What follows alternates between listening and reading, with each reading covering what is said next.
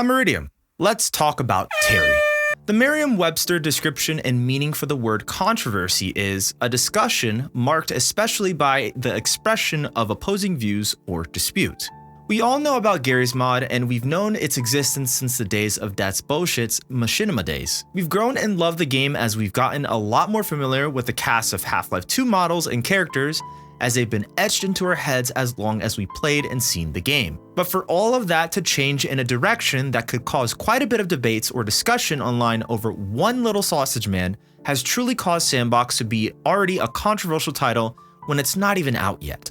But when you look at a good chunk of people who are so displeased with one small idea from an indie game company due to creative decisions for trying to think outside of the box for their next successor of a game, it causes the original creator to create an interesting look inside the creative process as to why he decided to do this in the first place. And it's a great explanation.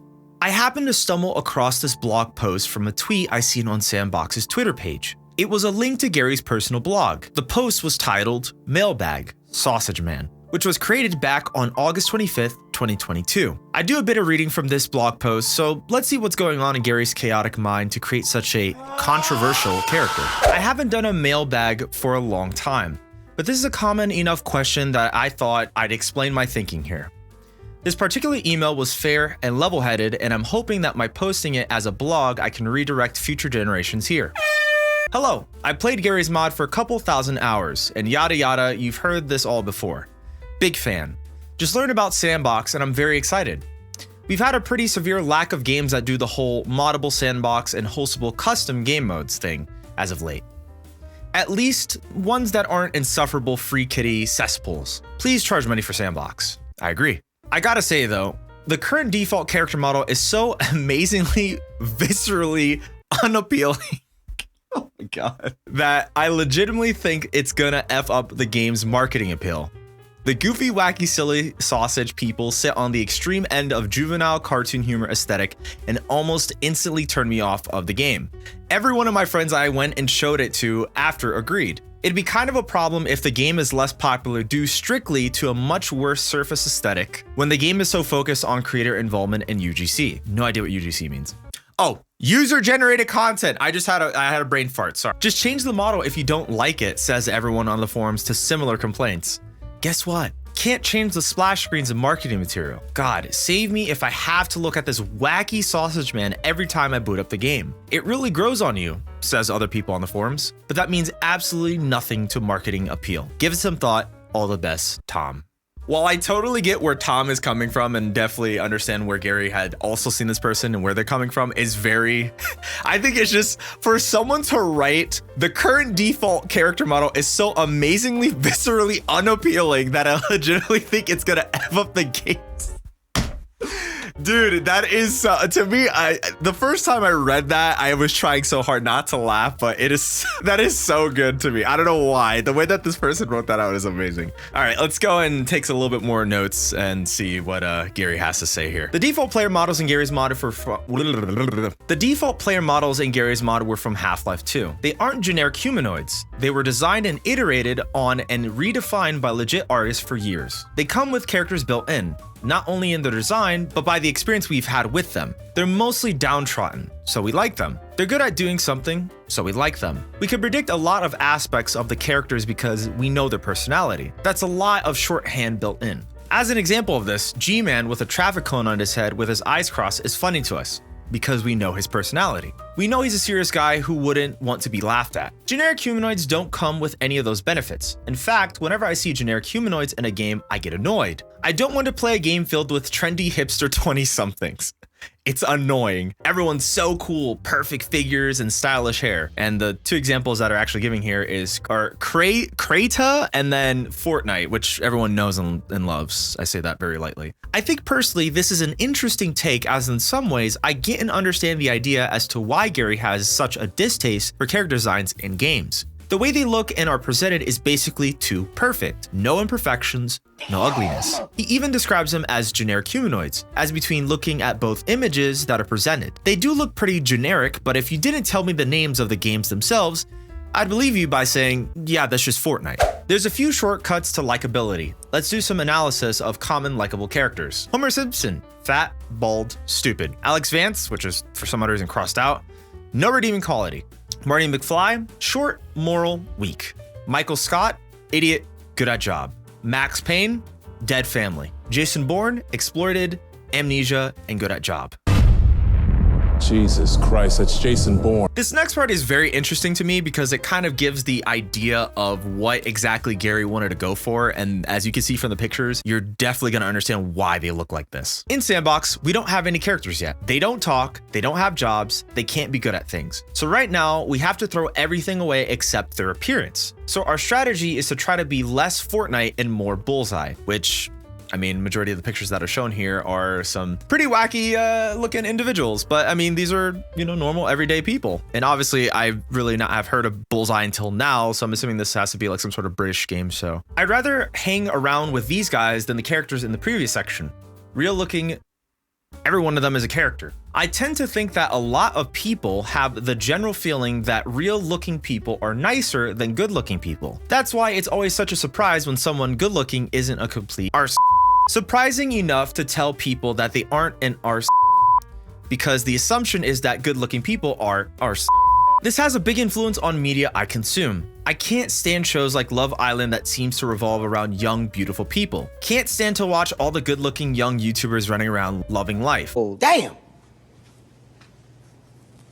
I'm sorry. But yeah, I'll watch a fat guy with a mullet mow his grass for 40 minutes. Yeah, I'll watch a young Gordon Freeman build a pretend space station on his own for an hour. Yeah, I'll watch a chubby bald guy retro bright old computers over and over for hours on end. His examples and presentation as to where he gets the references for Terry from properly back up his previous statement as to why he thinks generic humanoids seem rather bland and boring. It's due to what's rather relatable and what we can all relate to, which is in short, pretty much nobody's perfect. Sometimes us as humans can genuinely be a bit wacky in nature, so I can get where at least he's coming from.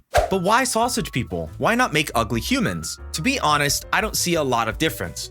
They're not strictly humans, but they're not strictly not human. More important to me is that they're not pretty or trendy. I haven't seen the exact same models in 4 different games this year, but she does have a point. These next 2 sections are actually really interesting to me, and I definitely want to talk a bit more about this afterwards. I heard quite a bit few people mention that the models are like something out of a children's show. I can accept that, and while first impressions are important, I don't totally see it as a negative. I kind of enjoy when things look one way and turn out to be another. The world I envision them living in isn't a kid's cartoon. There was an old cartoony show in the 90s. It was shown late at night, so my dad used to set up the video to record it so that he could watch it on Sunday morning. It was called Craps and Villas. This is the kind of world I imagine these guys live in, grimy and real. All that said, it's totally not our intention to make everything look like a sanitized kid show. I've been pushing the guys to increase the dirt and grime to make everything look dated and worn. I don't know how easy it is for an artist to make things look like It's interesting to see the idea and argument around this is a kid's game, all the way back to the Fortnite days when it originally first came out, when basically it was just battle royale streamers on Twitch and a whole bunch of grown-ass adults as well too. While I do understand that's changed now, let's look at a memey but also proper response to this is a kid's game argument from the 38th time Fortnite championship winner and gamer,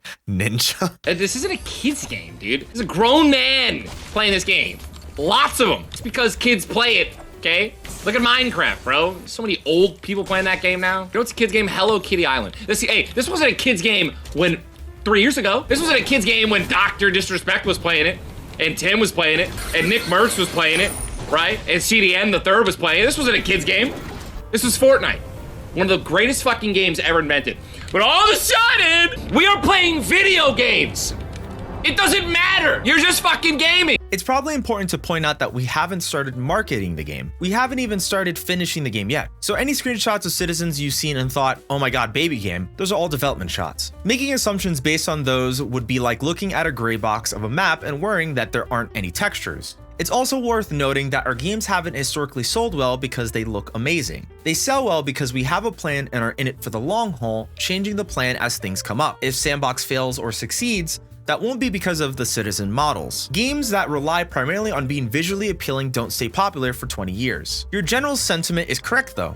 there is a shopping list of things we need to do to sell the citizens to the players. Some of those things have already started and some are pending. Another thing is that the citizens are the thing the most screenshots exist of because they're the most interesting thing to take screenshots of right now. We haven't been posting screenshots and videos of content created for S&box, which is the bread and butter of what we're doing. That's why people buy Gary's mod, and I expect that's why people will buy S&box.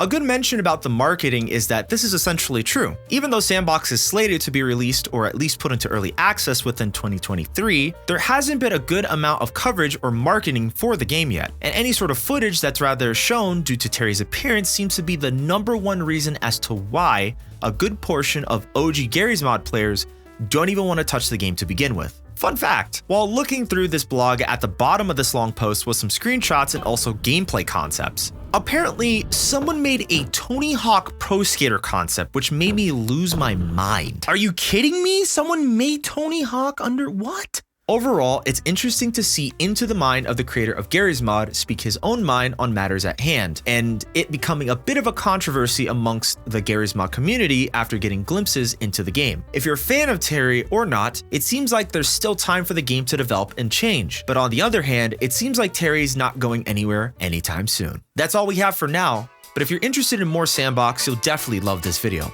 Otherwise, thank you for watching. Oh, hey, listen, I have a couple of seconds before the video ends. If you really like what you've seen, check out my channel. And if you have a need for dopamine rush and have severe ADHD like me, I also have YouTube shorts and other stuff on my channel too. Check it out, all right? Okay, bye.